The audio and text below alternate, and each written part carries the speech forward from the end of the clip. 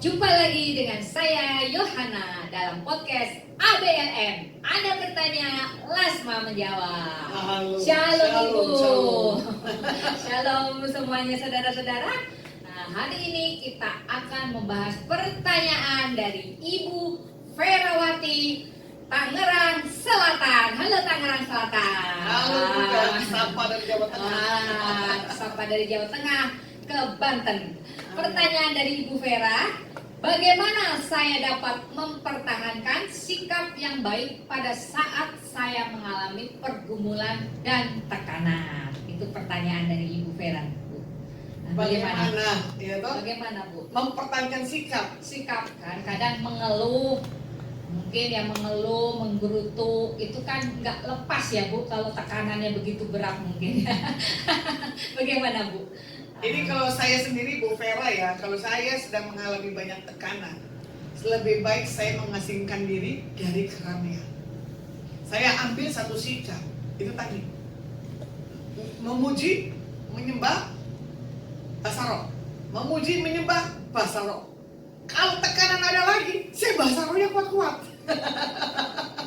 Ya, karena itu yang saya jalani. Karena apa? Daging itu harus ditekan, biar roh itu yang muncul ke permukaan.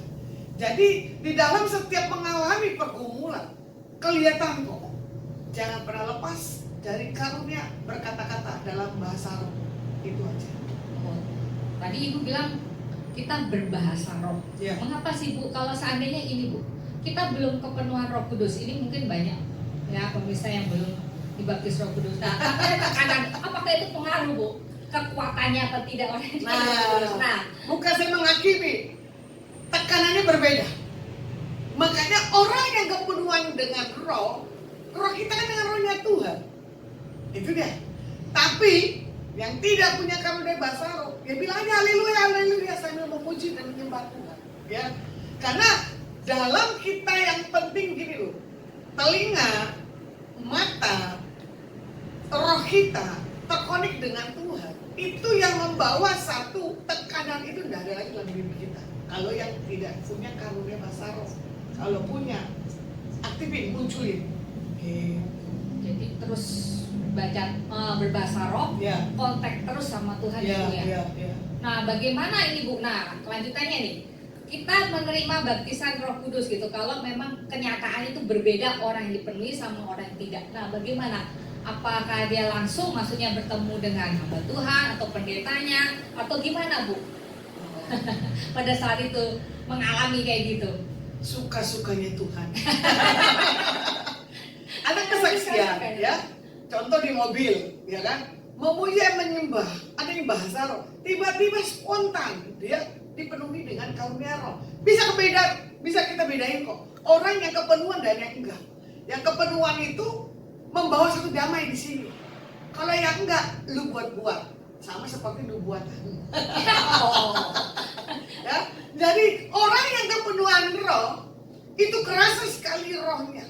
Apalagi yang kalau kepenuhan dalam bahasa roh ya, di bahasa roh yang satu bisa terjemahkan. Nah itu lebih enak lagi. Yang mendengarkan pasti juga bisa rasa sejahtera. Jadi ada orang juga pernah lihat ya, orang kepenuhan bahasa roh tiba-tiba terus tubuhnya goyang-goyang, betul nggak? Ya. Betul, bisa ada, tapi ada yang penyusup. Nah, tidak ada ketertiban. Gimana Bu kita bisa membedakan itu Bu? Biar nanti kan ini kan apalagi orang yang ngalamin tekanan, penyusup malah tambah parah lagi Bu.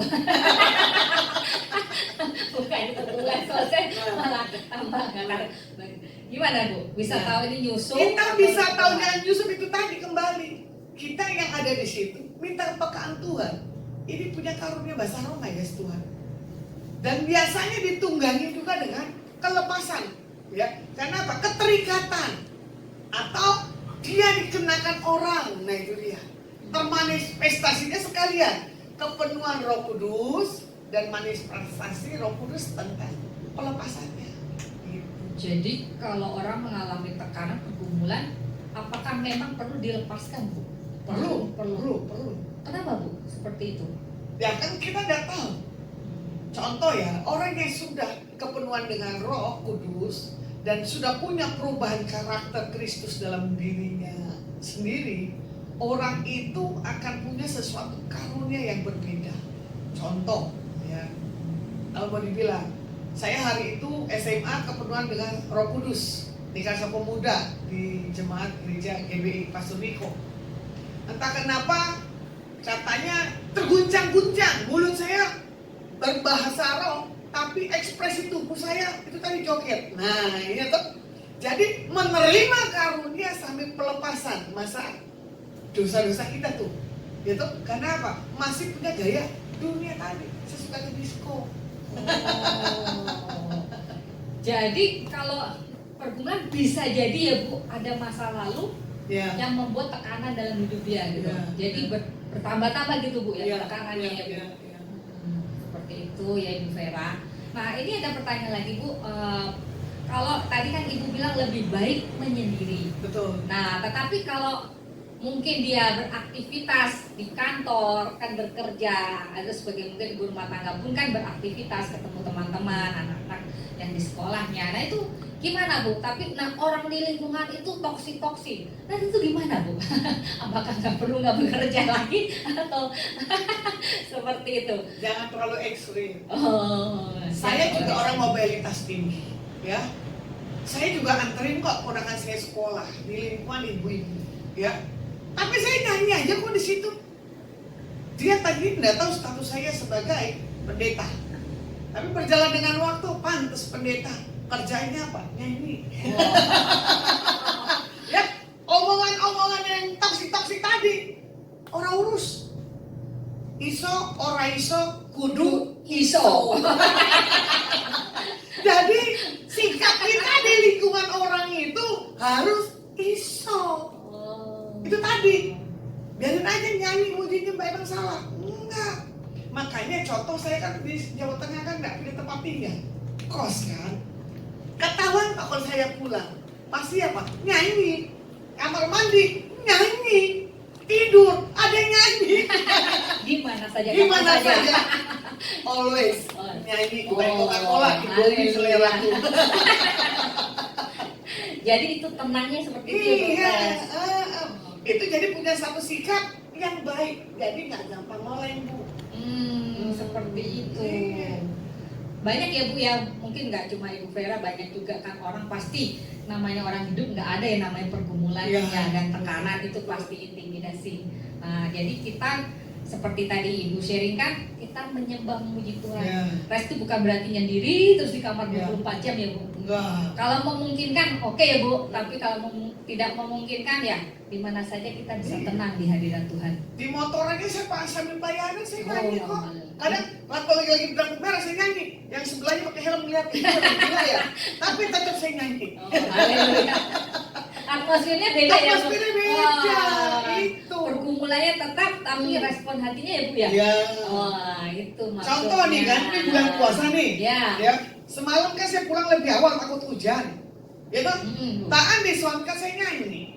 Ternyata setelah saya pulang jam 11 sampai jam 12 saya ada live itu 30 menitan berapa yang nonton banyak kok. Oh, haleluya. Ya toh? Lagunya apa? Mama lihatlah dirimu. Nah itu kan menyenangkan diri. Spiritual ada tapi dunianya boleh. Nah kemarin saya lihat di TikTok, siapa yang GMS yang di Jawa Timur yang main gitar, ya kan anaknya Pastor Philip, dia tanya, boleh nggak orang Kristen nyanyikan dunia? Ya boleh aja, tapi lihat dulu lagunya. Liriknya jangan terlalu ekstrim. Kita masih di bumi loh. Injak aja masih kerasa, kecuali nggak kerasa tuyul. Iya ya betul. Gitu. Dan bila Iya. Aku berdiri tegak sampai hari ini bukan karena kuatan ego.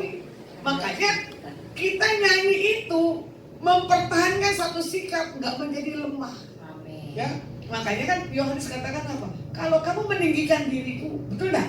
Ya. Tuhan akan turun. Ya. Amin. Tuhan nggak kuat dengan penyembahan. Itu aja kuncinya. Ya. Kuncinya di situ ya Bu ya.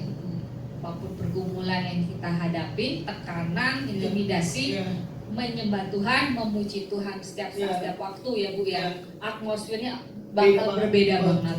Nah itu kuncinya. Sudah terjawab ya Ibu Vera? Kalau bisa gimana, datang ke Jawa Tengah, Amin. yuk saya temenin ke Bukit Doa Getsemani. Berasa ya Bu ya, Berasa berasa sekali masuk di situ, berasa Kontak sekali. aja ke Jawa Tengah Amin. dengan Ibu Yohana, nanti saya dampingin. Datang ya Ibu Vera, Amin. berserta saudara-saudara ya Bu ya, ke Jawa Tengah, Kota Semarang. Baik, pertanyaan Ibu Vera juga pertanyaan kita semua, karena semuanya pasti ada permasalahan, pergumulan dan tekanan. Kuncinya pujian dan penyembahan. Yes. Baik, Bapak Ibu, saudara-saudara, jika ingin mengajukan pertanyaan-pertanyaan kepada Pastor Lasma Sianturi, bisa chat ke WA 0877 8826 0871. Jangan lupa share dan subscribe. Jadi berkat buat banyak orang. Oke, sampai jumpa lagi di ABLM. Ada bertanya, Lasma menjawab. Sampai jumpa lagi di episode berikutnya. Tuhan Yesus memberkati berlimpah-limpah.